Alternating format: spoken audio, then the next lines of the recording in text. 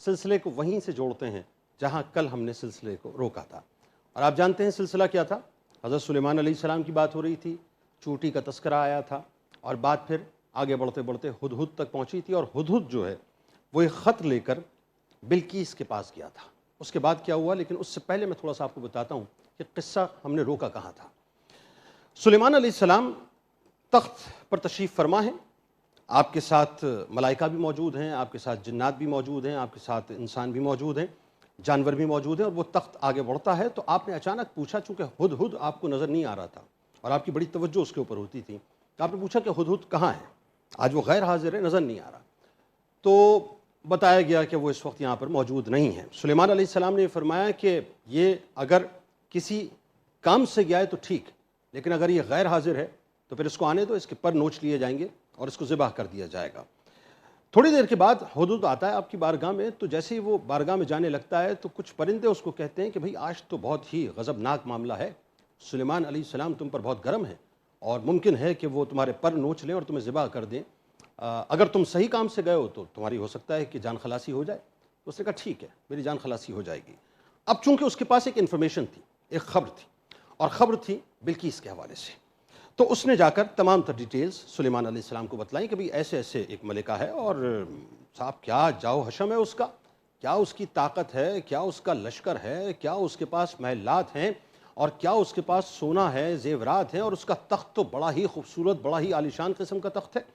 سلیمان علیہ السلام نے فرمایا کہ اگر یہ بات درست ہے تو ٹھیک ہے، ایک کام کر، تو ایک خط لے کے ہماری طرف سے جا، یعنی اللہ کا پیغام لے کے جا، دیکھ لیتے ہیں کہ تیری بات میں کتنی صداقت ہے۔ وہ تخت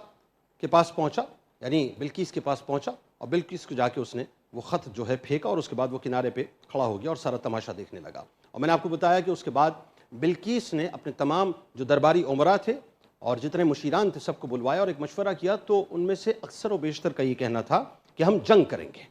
ہم جنگ کریں گے، چڑھائی کریں گے۔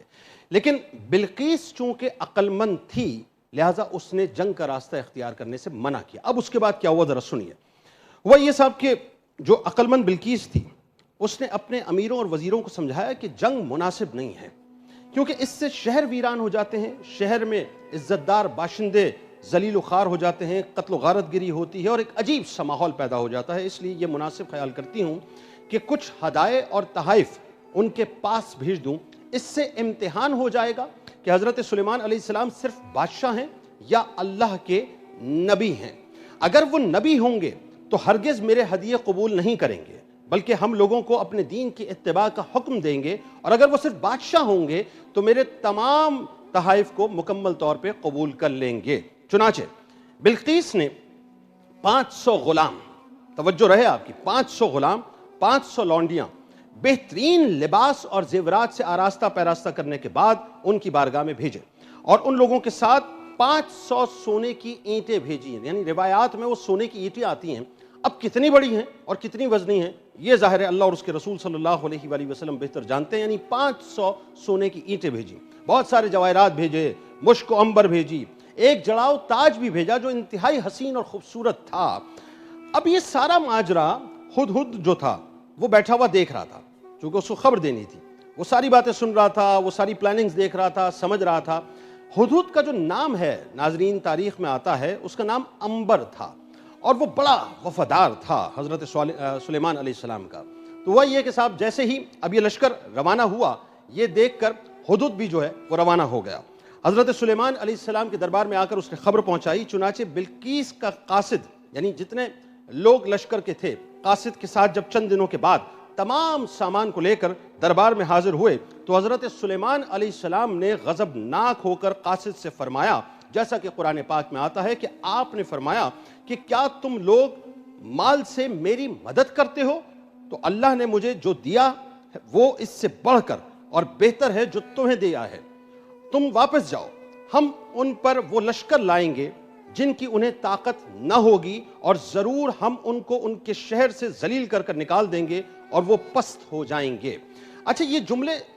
جب سلیمان علیہ السلام نے ادا کیے تو اس سے پہلے تاریخ میں ابن کثیر ایک اور بات فرماتے ہیں۔ وہ فرماتے ہیں کہ جب یہ اطلاع ہدہد نے پہنچا دی سلیمان علیہ السلام کو کہ ایک بہت بڑا لشکر آنے والا ہے اور بہت سارے تحائف ہیں، تو آپ نے فوری طور پہ جنات کو یہ حکم دیا کہ 1000 محلات تعمیر کیے جائیں۔ کتنے؟ 1000 محلات. اور وہ محلات جو ہیں وہ مٹی اور گارے کے محلات نہیں تھے، بلکہ آپ نے ان کو حکم دیا کہ سونے اور چاندی کے 1000 محلات تعمیر کیے جائیں. تو فوراً یکا یک 1000 محلات تعمیر کر دیے گئے اور وہ سونے اور چاندی کے تھے. یعنی اس کا مطلب یہ تھا کہ جس وقت ان کا لشکر ہمارے پاس پہنچے اور وہ اپنے ہدایہ اور تحائف لے کر آئیں تو ہماری جاہ و حشمت کا، ہمارے طاقت کا، اور اللہ نے جو ہمیں بادشاہی عطا کی ہے اور جب مقام عطا کیا ہے، ہمارے سامنے تمہارے تحائف بہت ہیچ ہیں، ہم اس سے مروب ہونے والے نہیں ہیں کیونکہ اللہ نے اس سے بہت زیادہ اپنے فضل سے ہمیں عطا کیا ہے. چنانچہ اس کے بعد جب قاصد نے واپس لوٹ کر بلقیس کو سارا ماجرا سنایا تو بلقیس حضرت سلیمان علیہ السلام کے دربار میں حاضر ہو گئیں. اور حضرت سلیمان علیہ السلام کا دربار اور یہاں کے عجائبات دیکھ کر اس کو یقین ہو گیا کہ حضرت سلیمان علیہ السلام خدا کے نبی برحق ہیں. اب یہاں پہ میں آپ کو ایک بات بتاتا ہوں ناظرین، یہ جو بلقیس تھیں جب ظاہر قاصد کو بھیجا اور بلقیس نے سارا ماجرا سنا اور اس کے بعد جو ہے دربار میں حاضری کی جو ہے وہ اذن چاہا، تو جب وہ چلی ہے دربار میں تو کہا یہ جاتا ہے کہ اس کے ساتھ جو اس کے درباری تھے یعنی جو مشیران تھے ان کی تعداد ویسے روایتوں میں آتا ہے تقریباً کوئی 312 کے قریب تھی، اور ایک ایک کے نیچے یعنی اس کے ماتحت جو ہے تقریباً 12 ہزار کا لشکر تھا. جب بلقیس وہاں چلی ہے تو آپ نے جنات کو یہ حکم دیا کہ ایک شیش محل تعمیر کیا جائے جو شیشے کا محل ہو اور اس کے نیچے دریا کو یعنی پانی کو بہا دیا جائے. اب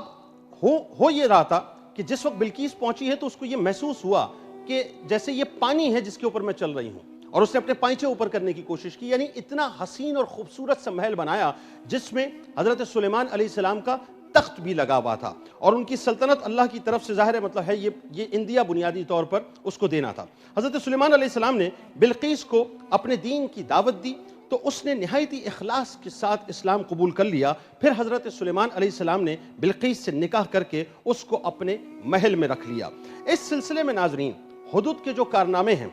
یعنی اس نے جو کارنامے انجام دیے وہ بنیادی طور پر عجائبات عالم میں سے ہیں جو یقیناً حضرت سلیمان علیہ السلام کے معجزات میں سے بھی ہیں. اچھا اب اس میں ایک بات جو بڑی اہم ہے وہ سمجھنے کی ہے کہ بلقیس جو پہنچی ہے، ایک تو یہ کہ آپ نے شیش محل تعمیر کروا دیا، دوسری ایک اور بات تھی، وہ بات یہ تھی کہ ایک تخت تھا جس کا میں نے ذکر کیا کہ وہ تخت تقریباً آپ سمجھ لیجئے کہ 80 گز اونچا تھا. روایتوں میں آتا ہے کہ 80 گز اونچا تھا اور تقریباً 40 گز کے قریب اس کی چوڑائی تھی، اور روایات میں یہاں تک آتا ہے کہ وہ سونے سے بنا ہوا تھا، اس کے اندر جواہرات لگے ہوئے تھے. اب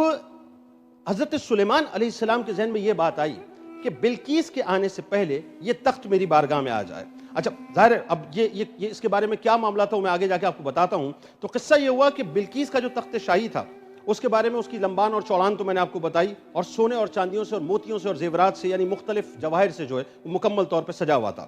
جب حضرت سلیمان علیہ السلام نے بلقیس کے قاصد اور اس کے تحائف جو ہیں ان کو مکمل طور پہ ٹھکرا دیا اور اس کو یہ حکم نامہ بھیجا کہ وہ مسلمان ہو کر میرے دربار میں حاضر ہو جائیں، تو آپ کے دل میں یہ خواہش پیدا ہوئی کہ بلقیس کے یہاں آنے سے پہلے اس کا تخت میرے دربار میں آ جائے. چنانچہ آپ نے اپنے درباریوں سے یہ فرمایا، اور قرآن میں یہ بات آتی ہے کہ اے درباریوں تم میں کون ہے کہ بلقیس کا تخت میرے پاس لے آئے قبل اس کے کہ وہ سب مطیع ہو کر میرے حضور حاضر ہوں. تو ایک سرکش جن بولا کہ وہ تخت لا دوں گا قبل اس کے کہ آپ اجلاس برخاست کریں اور میں اس پر قوت والا اور امانت دار ہوں. اچھا جی، اب یہ بیان سن کر حضرت سلیمان علیہ السلام نے فرمایا کہ میں یہ چاہتا ہوں کہ اس سے بھی جلد وہ تخت میرے دربار میں آ جائے. یہ سن کر آپ کے وزیر حضرت آصف بن برخیہ جو اسم اعظم جانتے تھے اور ایک با کرامت ولی تھے، انہوں نے حضرت سلیمان علیہ السلام سے عرض کیا، اور قرآن میں اس کا ذکر ملتا ہے کہ انہوں نے کہا کہ جن کے پاس کتاب کا علم تھا کہ میں اسے آپ کے حضور میں حاضر کر دوں گا آپ کی آنکھ جھپکنے سے پہلے. یعنی ایک دعویٰ کیا تھا جن نے، جن کے بارے میں بتایا جاتا ہے کہ وہ انتہائی سرکش قسم کا جن تھا، اور اس کی اٹھان کے بارے میں یا اس کے قد کے بارے میں روایتوں میں آتا ہے کہ وہ اتنا بڑا اور اتنا اونچا تھا جیسے پہاڑ کی اونچائی ہوتی ہے. اس جن نے یہ دعویٰ کیا کہ میں آپ کے دربار کے ختم ہونے سے پہلے یہ تخت آپ کی بارگاہ میں لے آؤں گا. دربار جو لگتا تھا روایات میں آتا ہے حضرت سلیمان علیہ السلام کا، وہ صبح سے لے کے دوپہر تک لگتا تھا. آپ لوگوں کی باتیں سنتے تھے، لوگوں کے جھگڑے نمٹاتے تھے، لوگوں کے درمیان انصاف کرتے تھے، ہر طرح کی مخلوق آپ کی بارگاہ میں آتی تھی. صبح سے لے کے دوپہر تک آپ کے دربار میں یہی عالم رہتا تھا. تو اس جن نے یہ دعویٰ کیا جب آپ کا دربار برخاست ہوگا، اس کے مطلب برخاست ہونے سے پہلے یہ تخت آپ کی بارگاہ میں آ جائے گا. سلیمان علیہ السلام کی خواہش کچھ اور تھی. سلیمان علیہ السلام کو چونکہ اطلاع مل چکی تھی، ہدہد نے آ کر یہ بتلا دیا تھا کہ بلقیس وہاں سے چل پڑی ہیں اور وہ آپ کے دربار میں آ رہی ہیں، لہٰذا سلیمان علیہ السلام یہ چاہتے تھے کہ ان کے دربار میں آنے سے پہلے یہ تخت ان کے پاس پہنچ جائے، لیکن اس سے بھی قبل جو دعویٰ جن نے کیا تھا۔ لہٰذا سلیمان علیہ السلام نے اور لوگوں سے پوچھا، تو جو آصف بن برقیہ تھے، چونکہ روحانی طور پر اللہ تعالیٰ نے ان کو بڑی طاقت عطا فرمائی تھی، بڑی قوت عطا فرمائی تھی، اسم اعظم عطا فرمایا تھا، مستجاب الدعوات تھے، تو ان کو یہ گمان ہوا، بلکہ یہ یقین تھا ان کو کہ میں یہ کام کر سکتا ہوں، لہٰذا انہوں نے یہ دعویٰ کیا حضرت سلیمان علیہ السلام کی بارگاہ میں کہ میں آپ کی پلک کو جھپکنے سے پہلے اس تخت کو لے کے آ جاؤں گا۔ اب ذرا ویژولائز کیجئے ناظرین، تھوڑا سا اس پہ رک کے بات کرتے ہیں، ذرا سمجھنے کی ضرورت ہے کہ وہ جو تخت تھا وہ 80 گز اونچا تھا، 40 گز چوڑا تھا، اس میں جواہرات لگے ہوئے تھے، سونے کا تھا، اور وہ تخت بنیادی طور پر تھا یمن میں، یعنی جو علاقہ بتایا جاتا ہے اس کا نام ہے مارب، اور یمن کا مطلب اس کا جو جہاں ان کی یوں سمجھ لیجیے حکومت تھی، اس کا ایک بہت بڑا حصہ یمن کے اندر تھا۔ تو یمن اور سلیمان علیہ السلام بنیادی طور پر بیت المقدس میں موجود تھے۔ اب اگر آپ گوگل کریں گے، یعنی ڈسٹنس بٹوین یمن اور بیت المقدس لکھیں گے، تو اس وقت اس کا جو ڈسٹنس بتایا جاتا ہے وہ تقریباً 2250 کلومیٹر بتایا جاتا ہے۔ کتنا ناظرین؟ میں 1 کلومیٹر 2 کلومیٹر کی بات نہیں کر رہا، 20 کلومیٹر 25 کلومیٹر کی بات نہیں کر رہا، میں 2250 کلومیٹر کی بات کر رہا ہوں۔ یعنی بیت المقدس اور یمن کے درمیان کا جو فاصلہ تھا وہ 2250 کلومیٹر کا تھا۔ اچھا، ایک اور بات میں آپ کو بتاتا ہوں، ایک لطیف بات اور میرے ذہن میں آ گئی کہ جس وقت بلقیس نکلی اپنے لشکریوں کے ساتھ، تو اس نے اپنے تخت کے بارے میں، چونکہ وہ تخت اس کو بڑا محبوب تھا، اس کو بڑا پسند کرتی تھی، تو اس نے اپنے درباریوں کو یہ حکم دیا کہ اس تخت کو 7 محلوں کے اندر محفوظ رکھ دیا جائے۔ یعنی ایک تو یہ کہ وہ 7 محلوں کے اندر تھا، یعنی ایک جہاں وہ بیٹھتی تھی اس نے اندر رکھوا دیا تھا اس کو سیکیورٹی کے پرپس کے اعتبار سے، تو 7 محلوں کے اندر وہ رکھا گیا۔ پھر اس کے بعد معاملہ یہ تھا کہ ڈسٹنس تھا 2250 کلومیٹر کا۔ دعویٰ آصف بن برقیہ کا، چونکہ اللہ تعالیٰ نے ان کو اسم اعظم عطا فرمایا تھا، تو یہ دعویٰ کیا کہ میں اس کو پلک جھپکنے سے پہلے لے کے آ جاؤں گا۔ یہاں تک تو بات آپ کو کلیئر ہو گئی۔ اب اس سے آگے کی جو بات ہے ناظرین، وہ بڑی ہی اہم ترین بات ہے۔ وہ بات یہ ہے کہ یہ تخت پلک جھپکنے سے پہلے کس طرح سے آیا، اس کے بارے میں آپ کو تفصیل بتاتا ہوں۔ چنانچہ حضرت آصف بن برقیہ نے روحانی طاقت سے بلقیس کے تخت کو ملک کے سبا سے بیت المقدس تک حضرت سلیمان علیہ السلام کے محل میں کھینچ لیا، اور وہ تخت زمین کے نیچے نیچے چل کر، توجہ ہے آپ کی، یعنی وہ تخت ہوا میں نہیں اڑا ہے ناظرین، وہ ہوا میں اڑ کر سلیمان علیہ السلام کی بارگاہ میں نہیں آیا ہے، بلکہ روایتیں بتاتی ہیں کہ وہ زمین میں نیچے چل کر، یعنی نیچے نیچے چل کر ایک دم حضرت سلیمان علیہ السلام کی کرسی کے قریب سے مکمل طور پہ نمودار ہو گیا۔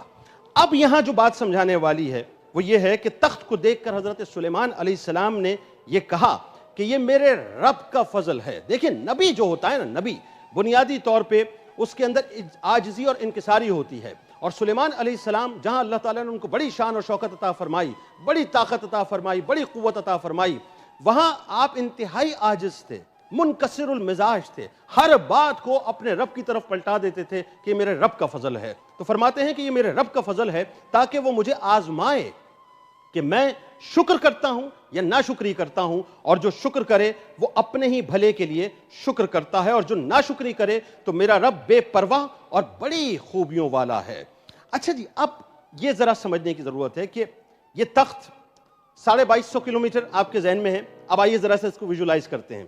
آصف بن برقیہ نے دعویٰ کیا تخت میں پلک جھپکتے لے آؤں گا، اللہ تبارک و تعالیٰ نے کرم فرمایا، اللہ کے اذن سے یہ معاملہ ہو گیا۔ اب ذرا سوچئے کہ اللہ تعالیٰ نے اسم اعظم کے ذریعے سے قرآن کا تھوڑا سا علم دیا تھا نا، بھئی یہ دعویٰ ہے نا، ہم نے قرآن کا علم دیا، تھوڑا سا علم دیا، تو آصف بن برقیہ کو اللہ تعالیٰ نے قرآن کا وہ علم دیا کہ جن یہ کہتا ہے، جن جو ہماری نظروں میں نہیں ہوتا، جن کو ہم دیکھ نہیں سکتے، بہت سے لوگ یہ دعویٰ کرتے ہیں لیکن جن کو ہم دیکھ نہیں سکتے، لیکن سلیمان علیہ السلام کی بارگاہ میں جنات موجود ہوتے تھے، وہ جن لمبا چوڑا پہاڑ کے برابر وہ دعویٰ کرتا ہے کہ محفل کے یا دربار کے برخاست ہونے سے پہلے میں لے کے آ جاؤں گا۔ آصف بن برقیہ نے یہ دعویٰ کیا کہ میں پلک جھپکتے ہی لے کے آ جاؤں گا، اور اللہ نے یہ فرما دیا قرآن میں کہ ہم نے ان کو قرآن کا علم عطا کیا، تھوڑا سا علم۔ تو یہ قرآن کا کیسا علم ہے ولی کامل کو اللہ نے عطا کیا کہ یہاں انہوں نے دعا فرمائی، اللہ تبارک و تعالیٰ نے وہ جو تخت 7 محلوں کے اندر موجود تھا، پہلے تو وہ زمین میں گیا ہوگا، ظاہر ہے، کیونکہ بات یہ ہے کہ وہ زمین زیر زمین وہ ہوتا ہوا آیا ہے، وہ آسمان سے نہیں آیا، تو پہلے وہ زمین کے اندر گیا، 7 محلوں کے اندر موجود ہے، پھر 2250 کلومیٹر اس نے ٹریول کیا، ٹریول کرنے کے بعد وہ ایک دم سلیمان علیہ السلام کی کرسی کے قریب سے نمودار ہو گیا۔ یعنی اس کا مطلب یہ ہوا صاحب کہ اللہ تعالیٰ اپنے ولیوں کو وہ کرامتیں اور طاقتیں عطا کرتا ہے کہ وہ جب چاہتے ہیں اللہ کے اذن سے، جب چاہتے ہیں جس انداز سے چاہتے ہیں، لوگوں کی عقل کو مکمل طور پہ محتاج کر دیتے ہیں، کیونکہ فضل خداوندی جس پر ہو جاتا ہے پھر وہ اسی طرح کی کرامتیں دکھایا کرتا ہے۔ تو اللہ تعالیٰ نے آصف بن برقیہ کو یہ مقام عطا کیا کہ وہ 2250 کلومیٹر جس کو ایک عام انسان بیان نہیں کر سکتا، اس کی وضاحت نہیں کر سکتا، یہ عقل سے ماورا بات ہے۔ یہ ایسا معجزہ ہے سلیمان علیہ السلام کا کہ جس کو عقل ویسے تسلیم نہیں کرے گی، لیکن وہی بات ہے کہ جب رب نے فرمایا ہے تو یہ حق بھی ہے، یہ سچ بھی ہے کہ 2250 کلومیٹر وہ تخت ٹریول کرتا کرتا اچانک سلیمان علیہ السلام کی بارگاہ میں نمودار ہو جاتا ہے۔ اچھا جی، اب ہوا کیا؟ ہوا یہ بڑی مزے کی بات ہے ناظرین، ہوا یہ کہ سلیمان علیہ السلام کے سامنے جب تخت نمودار ہو گیا تو سلیمان علیہ السلام نے اپنے درباریوں سے یہ پوچھا کہ یہ بتاؤ کہ اس تخت کو تھوڑا سا تبدیل کیا جائے۔ درباریوں نے کہا آپ حکم فرمائے۔ تو جنات کو حکم دیا کہ اس کے رنگ و روغن کو تھوڑا سا تبدیل کر دو، اس کے جواہرات کو تھوڑا سا تبدیل کر دو، اس کے انداز کو تھوڑا سا تبدیل کر دو۔ اب بلقیس جب سلیمان علیہ السلام کی بارگاہ میں پہنچتی ہیں، جس کا میں نے ذکر کیا، تو پہنچنے کے بعد سلیمان علیہ السلام نے پوچھا کہ کیا یہ تخت تمہارا ہی ہے؟ وہ چونکہ عقل مند تھیں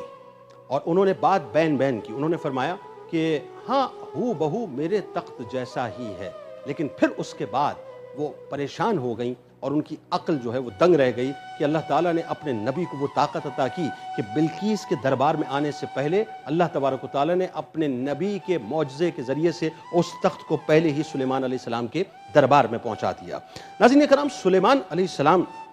کو اللہ تعالیٰ نے بڑا مقام عطا کیا، اور میں آپ کو بتاؤں کہ ملک شام میں جس جگہ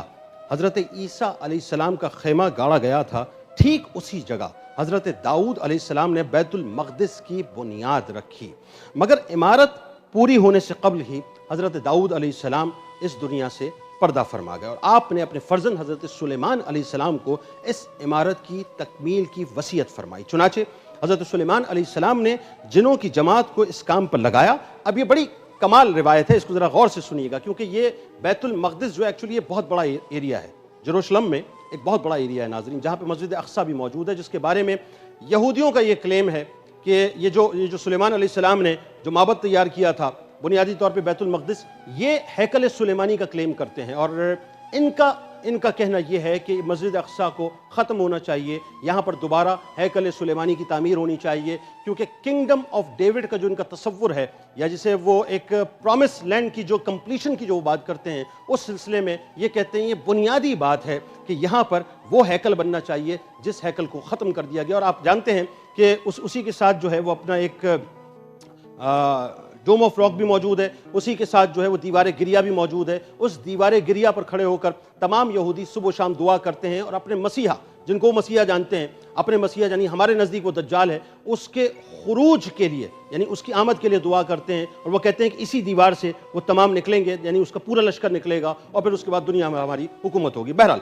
آپ کے فرزند حضرت سلیمان علیہ السلام کو اس عمارت کی آپ نے وصیت فرمائی، چنانچہ حضرت سلیمان علیہ السلام نے جنوں کی جماعت کو اس کام پر لگا دیا۔ اچھا، جن چونکہ آپ کے تابعدار تھے اور آپ کی ہیبت سے ڈرتے بھی بہت تھے، خوف بھی بہت کھاتے تھے، تو تعمیر تو ہوتی رہی، یہاں تک کہ آپ کی وفات کا وقت قریب آ گیا۔ اب بات یہ ہے کہ یہ تعمیر بھی ہونا تھا، بیت المقدس کی تعمیر بھی ہونی تھی، لیکن ساتھ ساتھ معاملہ یہ تھا کہ آپ کی وفات کا یعنی پردہ فرمانے کا آپ کا وقت بھی قریب آ گیا تھا، اور آپ کو یہ بھی سوچ تھی کہ کہیں یہ عمارت مکمل نہ ہو سکے یا معاملہ یہیں پہ رک جائے، تو آپ نے یہ دعا مانگی کہ الہی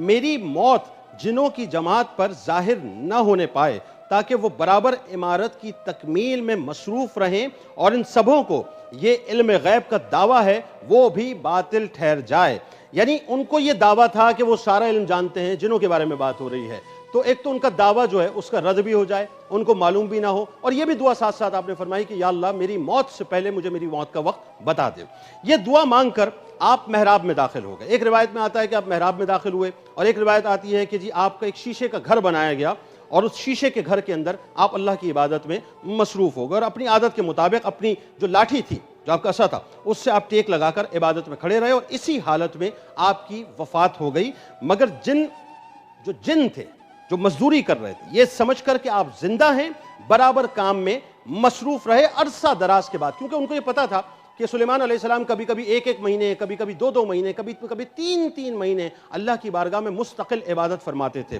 تو عرصہ دراز تک آپ کا اسی حالت میں رہنا جنوں کے جو گروہ تھے ان کے لیے باعث حیرت اس لیے نہیں تھا کہ وہ بار بار دیکھ چکے تھے کہ آپ عبادت میں مصروف رہتے ہیں، لیکن ایک سال تک، یعنی وفات کے بعد ایک سال تک آپ اپنی لاٹھی کے سہارے اسی انداز سے کھڑے رہے، یہاں تک کہ اللہ کا حکم ہوا۔ اب ظاہر ہے اذن تو ہونا ہے نا پروردگار کا، تو آپ لاٹھی سے کھڑے ہیں۔ آپ ذرا تھوڑا سا ویژولائز کیجئے، جن عمارت کو تعمیر کر رہے ہیں، بیت المقدس کی تعمیر ہو رہی ہے، اور آپ ایک شیشے کے گھر میں موجود ہیں یا محراب میں موجود ہیں۔ اب جن باہر سے آتے جاتے دیکھ رہے ہیں، یعنی ان کو ہیبت طاری ہے کہ سلیمان علیہ السلام کھڑے ہوئے ہیں، وہ چیک کر رہے ہیں ہمیں، وہ ہمیں دیکھ رہے ہیں، یعنی ان کی ہیبت اور ان کا جو خوف یا ان کا جو روب تھا وہ ان پر طاری تھا، اور جنوں کی ٹیم لگی ہوئی ہے اس کو تیار کرنے کے لیے، آپ لاٹھی سے کھڑے ہوئے ہیں، وہ یہ سمجھ رہے ہیں کہ عبادت میں مصروف ہیں۔ اللہ تبارک و تعالیٰ نے ان کی روح قبض کر لی ہے، یعنی وہ پردہ فرما چکے ہیں۔ اب چونکہ اس معاملے کی کمپلیشن ہونی تھی تو اللہ تبارک و تعالیٰ نے ایک سرٹن ٹائم تک ایک ٹائم آپ کو دینا تھا، وہ ٹائم ختم ہوا، ایک دیمک آپ کی جو عصا تھا، آپ کی جو لکڑی تھی اس کے اندر لگ گئی۔ آہستہ آہستہ اس دیمک نے